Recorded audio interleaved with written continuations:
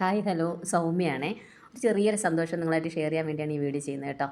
ഞാൻ പലപ്പോഴും കേട്ടിട്ടുണ്ട് ശംഖുപുഷ്പം പൂ വീട്ടിൻ്റെ ഫ്രണ്ടിൽ നിൽക്കുന്നതൊക്കെ ഭയങ്കര ഭംഗിയാണ്, ഐശ്വര്യമാണെന്നൊക്കെ കേട്ടിട്ടുണ്ട്.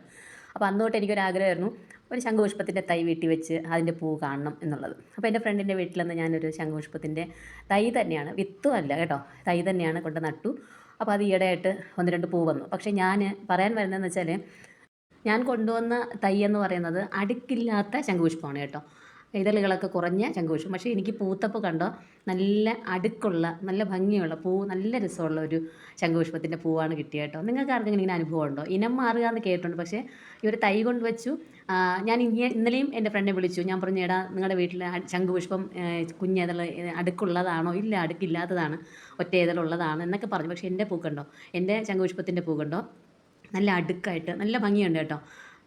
എന്തായാലും എല്ലാവരും വീട്ടിലൊക്കെ ഇതുപോലെ ഓരോ ചെടിയൊക്കെ വെച്ച് അതിൽ ആദ്യമായിട്ട് പൂക്കുന്ന പൂവൊക്കെ കണ്ട്